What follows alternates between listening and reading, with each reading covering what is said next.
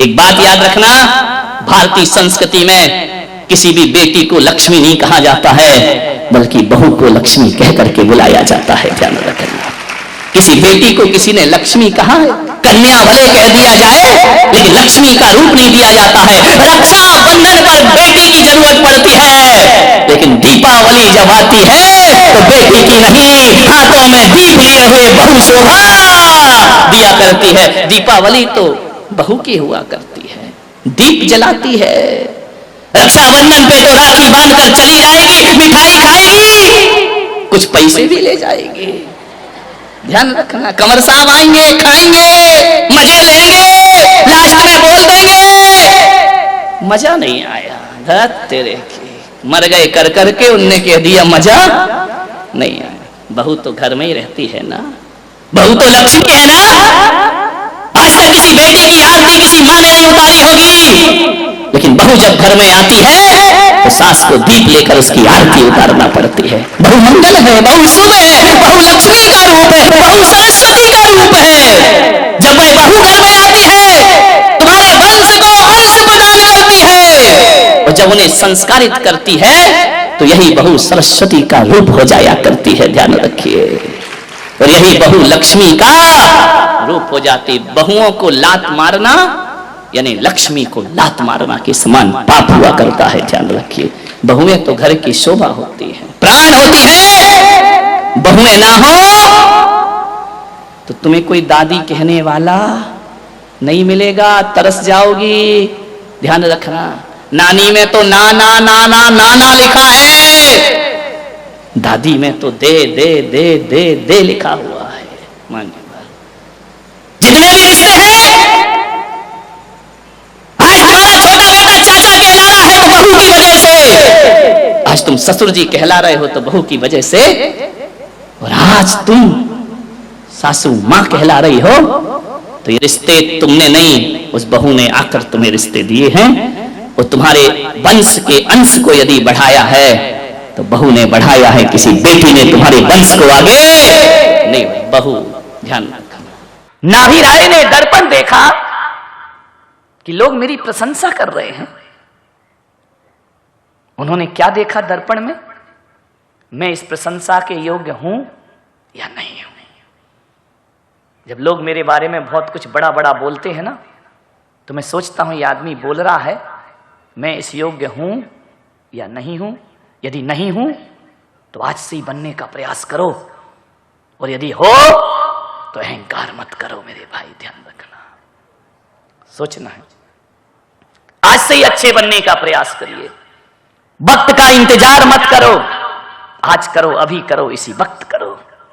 कोई प्रशंसा करे तो देख लेना मैं इस प्रशंसा के योग्य हूं या नहीं। ध्यान रखना, बहुत सी आत्मकथाएं इस दुनिया में हैं।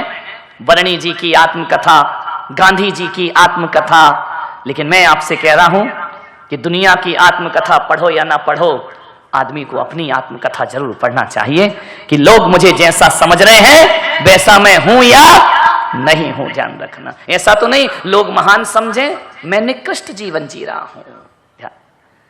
लोगों के साथ अविश्वास मत करो। यदि लोग आपको महान समझते हैं तो महान बनने का प्रयास करो। ध्यान रखिए, नाभी राय ने देखा, एक घटना घट गई, दो घटनाएं। क्या देखा नाभी राय ने? दर्पण में अंतर्मुखी हो रहे थे, अपना प्रतिबिंब देखा, तो नाभी राय ने देखा उनका मुकुट झुक गया। अरे, नाभी राय ने कहा मुकुट झुक गया, इसका मतलब है अब सत्ता के दिन गए, और जब सत्ता के दिन चले जाएं तो सत्य में जीने की साधना प्रारंभ कर देना चाहिए। मुकुट झुक गया नाभी राय का, इसका मतलब है सत्ता खत्म, अब बुढ़ापा शुरू हो गया है। ध्यान रखिए मान्यवर, बुढ़ापा एक दिन सबको आना है। अभी शोभा ताई जी ऊपर कमरे में कह रही थी बूढ़ा कौन, मैंने कहा प्रवचन में बताएंगे। ध्यान रखिए, बुढ़ापा एक दिन सबको आना है, कोई ना बचेगा इस बुढ़ापे। जियोगे तो, मर गए तो काय को आएगा मेरे भाई। ध्यान रखना, बुढ़ापा जरूर आएगा, सभी को आना है। एक बात याद रखना, बचपन ज्ञान अर्जन के लिए होता है, बचपन ज्ञान अर्जन के लिए होता है, जवानी धन अर्जन के लिए होती है, और बुढ़ापा पुण्य अर्जन के लिए हुआ करता है। बुढ़ापे में पुण्य का अर्जन। बचपन में मां की गोद में सोए, एक सूत्र दे रहा हूं बुढ़ापे के लिए, बचपन में मां की गोद में सोए, जवानी में पत्नी के साथ सोए, बुढ़ापे में परमात्मा के साथ सो जाओ, तुम्हारा जीवन सार्थक और सफल हो जाएगा। बुढ़ापे में अब भगवान के सहारे सो, परमात्मा के साथ सो, बुढ़ापा सार्थक हो जाएगा। ध्यान रखिए। मान्यवर, एक सूत्र दे रहा हूं बुजुर्गों के लिए, युवाओं के लिए, दिन ऐसा बिताओ, दिन ऐसा बिताओ कि रात को चैन की नींद सो सको। ध्यान रखिए, रातों की नींद किनकी हराम होती है?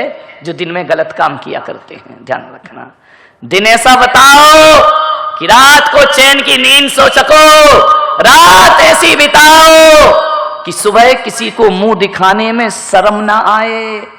सुबह मुंह दिखाने में वही शर्म करते हैं जो रात को गलत तरीके से जिया करते हैं। दिन ऐसा बिताओ कि रात को चैन की नींद सो सको, रात ऐसी बिताओ सुबह मुंह दिखाने में शर्म ना आए। अरे जवानी ऐसी बिताओ बुढ़ापे में रोना ना पड़े, और बुढ़ापा ऐसा बिताओ किसी के सामने हाथ फैलाना ना पड़े। ये सूत्र है जीवन। ऐसा बुढ़ापा जियो किसी के सामने हाथ नहीं फैलाना पड़े। ध्यान रखना, प्रेम बचपन में मुफ्त में मिला करता है।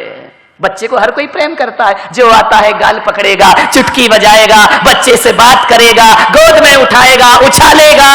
इसके लिए बच्चे ने कुछ नहीं किया है। ध्यान रखना, बचपन में प्रेम मुफ्त में मिलता है, जवानी में प्रेम अर्जित करना पड़ता है, कमाना पड़ता है, बुढ़ापे में प्रेम मांगना पड़ता है। मेरे भाई, यदि गलत तरीके से जिंदगी जियोगे तो बुढ़ापे में आदमी रुपया पैसा नहीं, प्रेम की भीख मांगा करता है। यदि सही जिंदगी जियोगे तुम्हें प्रेम मांगना नहीं पड़ेगा, बल्कि बुढ़ापा और बचपन एक सा हुआ करता है। यदि अच्छे से जवानी जी है, बुढ़ापे में महात्मा गांधी की तरह सारी दुनिया तुम्हें राष्ट्रपिता कहने को तैयार है। बुढ़ापा सही जी। ध्यान रखना, कुर्सी का खेल, जब देश आजाद हुआ प्रस्ताव आया महात्मा गांधी को राष्ट्रपति बना दिया जाए, प्रधानमंत्री बना दिया जाए। गांधी जी ने कहा नहीं, ये लड़ाई मैंने कुर्सी के लिए नहीं लड़ी, मैंने तो इसलिए लड़ी कि अब तुम कुर्सी के लिए लड़ते रहना, मैं तो तुम्हें आजाद करके जा रहा हूं। ध्यान रखना, गांधी ने कुर्सी के लिए लड़ाई नहीं लड़ी। एक बात याद रखना, जहां तक मैं पुलक सागर सोचता हूं, यदि गांधी जी राष्ट्रपति बन जाते, कुर्सी पर बैठ जाते तो राष्ट्रपति कहलाते। गांधी ने कुर्सी छोड़ी, राष्ट्रपिता कहलाए। ध्यान रखिए, वो राष्ट्रपति नहीं कहलाए। ध्यान रखना, राष्ट्रपति तो दुनिया के हर देश में होगा, राष्ट्रपिता केवल हमारे देश में हुआ करता है। कुर्सी पकड़ोगे राष्ट्रपति बनोगे, कुर्सी छोड़ोगे राष्ट्रपिता कहलाओगे। और एक बात याद रखना, राष्ट्रपति की कुर्सी 5 साल की है, राष्ट्रपिता हजारों साल जीवित रहा करता है। ध्यान रखिए, राष्ट्रपिता का चुनाव थोड़ी होता है, वो तो हजर अमर कुर्सी है। ध्यान रखिए। मान्यवर नाभी राय ने देखा कुर्सी छोड़ने का समय आ गया है।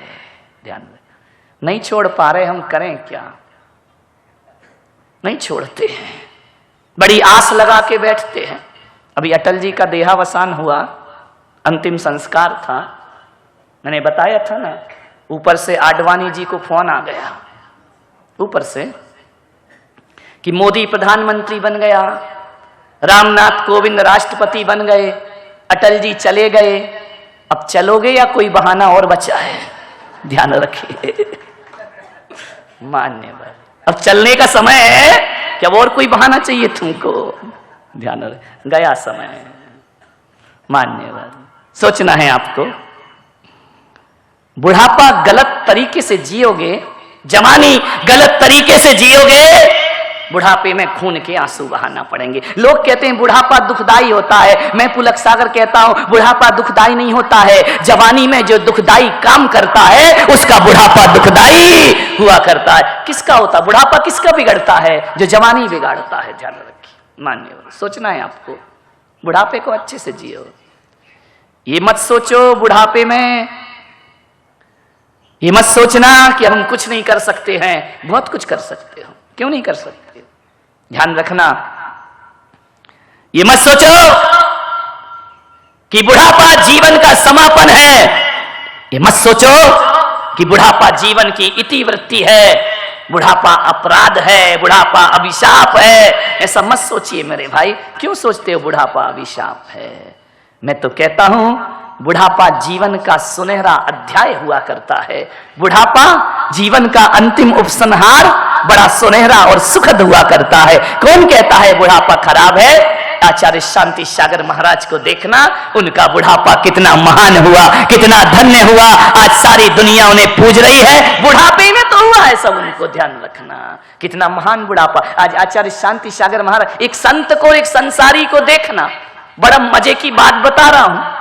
एक संसारी ज्यों ज्यों बूढ़ा होता है, कितना भी सुंदर हो, बदसूरत होते जाता है। ध्यान रखना, संसारी बुढ़ापे में बदसूरत होता है और संत जवानी में बदसूरत हो, बुढ़ापे में खूबसूरत होते जाता है, सुंदर होते जाता है। यहाँ चित्र लगा है आचार्य शांति सागर महाराज का, बुढ़ापा है। ध्यान रखना, मुंह में दांत नहीं है, झुर्रियां पड़ी हैं, फिर भी देखो कितना सुंदर चेहरा लगता है। मान्यवर ध्यान रखिए, ये संत पुरुष हैं। आचार्य विद्यासागर जी महाराज, ज्यों ज्यों वृद्धावस्था आ रही है, त्यों त्यों चेहरे पर तेज प्रकट होते जा रहा है। ये संतों की परिभाषा है। आप गांधी जी की जवानी की फोटो देखना, कोई अच्छे नहीं लगते देखने में, लेकिन किसी डाक टिकट पे देखना, बिना दांत का मुंह जब खुला रहता है, इतना वात्सल्य टपकता है। ये संतों की निशानी है। मान्यवर, ज्यों ज्यों बूढ़े होते हैं संत, त्यों त्यों खूबसूरत हुआ करते हैं। और बुढ़ापा और संसारी ज्यों ज्यों बूढ़ा होगा बदसूरत होते जाएगा। क्यों? शरीर भोगों में लगा दिया है, अब तेज कहां से आएगा, कांति का। संत का शरीर भोगों में नहीं लगता है, वो तो योग में लगता है, साधना में लगा करता है। मान्यवर, संतों को किसी ब्यूटी पार्लर में जाने की जरूरत नहीं हुआ करती है। समझ रहे हमारे बब्बा जी? बुढ़ापे में भी बड़े स्मार्ट लगते हैं। ध्यान रखना, ये संतों की फितरत हुआ करती है। ज्यों ज्यों बूढ़े होंगे, संत तो वो है पुराना सोना, पुराना घी, बड़ा स्वादिष्ट हुआ करता है। ध्यान रखिए। मान्य, तुम तो लगे रहते हो पोता पाती में, ये लगाओ वो लगाओ, ये करो वो हवा करो, पोत पात के आई, पसीना आया, सब बह गया। विचार करिए अपने साथ। तो ऐसा नहाना नहीं, साबुन नहीं, धोना नहीं, कुछ नहीं, फिर भी ध्यान रखना। मैं भी नहाता हूं, ऐसा नहीं है, साबुन लगा के नहाता हूं, बिना साबुन के नहीं नहाता हूं, लेकिन मेरी साबुन थोड़ी सी अलग है। कैसे ध्यान से सुन रहे हैं? यानी कितना प्राण ऐसे अटक जाते हैं। नहाते साबुन से, हमने कहा था महाराज सच्चे नहीं होते। नहाता हूं, कौन कहता मैं नहीं नहाता? रोज नहाता हूं भाई, लेकिन मेरी साबुन वही पुरानी वाली है आज भी। मालूम है, पहले एक साबुन आती थी ना, सनलाइट आती थी, सनलाइट। आज बंद हो गई कि आ रही है? आ रही है। हाँ, डॉक्टर साहब को पता होगा, पूरा सनलाइट है। ध्यान रखिए। मान्यवर, सोचना है, विचार करना है आपको। मैं भी सनलाइट से नहाता हूं, लेकिन मेरी साबुन किसी फैक्ट्री में नहीं बनती है। सूरज के पास बैठ जाता हूं, सनलाइट से मेरा स्नान हो जाया करता है। ध्यान रखिए, सनलाइट से नहाओ, सनलाइट साबुन, रोज नहाता हूं। ध्यान रखिए, सोचना है आपको। ये मत सोचो कि बुढ़ापा बड़ा अभिशाप होता है। बुढ़ापा तो आनंद हुआ करता है। आनंद लो। राम, कृष्ण, बुद्ध, ये सब बूढ़े नहीं हुए क्या? ये बूढ़े हुए हैं। इन्होंने बुढ़ापे में वो काम किए हैं जो शायद जवान आदमी अपनी जिंदगी में काम नहीं कर पाता है। ध्यान रखिए, मदर टेरेसा बुढ़ापे में भारत रत्न का खिताब पाया करती है। अब्दुल कलाम ये मिसाइल मैन जवानी में बने कि बुढ़ापे में बने हैं? बुढ़ापे में बने हैं ना मेरे भाई। बुढ़ापा तो बहुत अच्छा हुआ करता है। और हकीकत में देख लो, जितने भी महान काम होते हैं वो बुढ़ापे में हुआ करते हैं। जवानी में कोई महान काम नहीं हुआ। लेकिन आदमी क्या करता है? बुढ़ापे को छिपाता है। कब तक छिपाएगा? बाल काले हो गए, हेयर ड्राई। अरे पागल, क्या करेगा इसका? मुंह में दांत नहीं, पेट में आत नहीं, रोटी चपती नहीं, खिचड़ी पचती नहीं। ध्यान रखना। पैर अगरबत्ती, हाथ मोमबत्ती। ध्यान रखना। सोचना है आपको। बुढ़ापे क्या करोगे ये सब लगा के? आ जाते हैं लोग लगा के। मैं देखता हूं तो यही कहता हूं, सच्चाई छुप नहीं सकती झूठे उसूलों से, और खुशबू आ नहीं सकती कागज के फूलों से। ध्यान रखिए। नहीं, एक आदमी ने कहा महाराज सच्चाई छुप भी सकती है, सच्चाई छुप भी सकती है अगर जीवन में मेल हो, और कागज के फूलों में खुशबू आ भी सकती है यदि उसमें चमेली का तेल हो। ध्यान रखिए। मान्यवर सोचिए, क्या छुपाना बुढ़ापा, आनंद के साथ जियो। ये बुढ़ापा ही तो है, ये वानप्रस्थ आश्रम, ये बुढ़ापा है, ये सन्यास आश्रम बुढ़ापा है। बुढ़ापे में सन्यास की बात कही जाती है मान्यवर। ध्यान रखिए। कौन बोला आपने गलती कर ली जवानी में लेके? नहीं, मैंने कोई गलती नहीं की है। ध्यान रखना मान्यवर। सब बुढ़ापे में। कीरो 80 वर्ष की उम्र में जिसने ग्रीक भाषा सीखी, 80 साल। तुम तो कहते 80 में हमसे कुछ नहीं होगा, 10 में दावड़ा, 20 में बावड़ा, 60 में सठिया गया, 70 में बिस्तर, 80 में लस्सी, 90 में डब्बा, 100 में स्वाहा। ध्यान रखिए मान्यवर। नहीं, 80 साल की उम्र में ग्रीक भाषा सीखी कीरो ने। ध्यान मान्यवर। सुकरात 70 वर्ष की उम्र तक साहित्य लिखते रहे। 70 वर्ष की उम्र तक जिन्होंने लेखनी नहीं छोड़ी, साहित्य का सृजन करते रहे। पिकासो 90 वर्ष की उम्र तक चित्र बनाते रहे। ध्यान रखना। पेंटिंग करते रहे। अरे हाथ कांप गए, शरीर कांप गया, लेकिन मन उनका नहीं कांपा। जो हाथ कांपते हाथों से जो लाइन खींच दी, वो दुनिया के लिए आदर्श चित्र बन जाया करता था। ये बुढ़ापे में तो किया है इन लोगों ने। ये मत सोचो कि बूढ़ा हो गया शरीर हम कुछ। ध्यान रखना। बूढ़ा कौन, जवान कौन? जो व्यक्ति कहता है मेरा समय गया, अब मैं कुछ नहीं कर सकता, अब मुझसे कुछ नहीं होगा। ऐसी बातें यदि कोई 30 साल का जवान करता है, मेरी नजरों में वो बूढ़ा होता है। और जो कहता है मेरा समय पहले भी था, आज भी है और सदा रहेगा, मैं उसे जवान कहता हूं। उस बूढ़े को भी जवान कह करके बोला। बूढ़ों का जवानी में समय चला जाए तो वो बूढ़ा है, और बुढ़ापे में भी कुछ करने की साहस रहे, तन से बूढ़ा लेकिन मन से जवान। क्या करोगे इतनी लंबी आयु जी के मेरे भाई? कर क्या लोगे अपनी जिंदगी में? एक आदमी आया मेरे पास, बोले महाराज मेरा जन्मदिन है, आशीर्वाद दे दो। मैंने कहा काय का आशीर्वाद दे दो? बोले दीर्घायु का। मैंने कहा कितनी साल के हो गए? बोले 80 साल का हो गया। वो कह रहा दीर्घायु का आशीर्वाद दे दो। मैंने कहा एक बात बता, 80 साल तूने किया क्या है? बोले क्या किया? खाए पिए मौज किए। तो मैंने कहा ऐसे 80 साल जीने से क्या फायदा मेरे भाई? घिसट घिसट के 80 साल जी के क्या करेगा?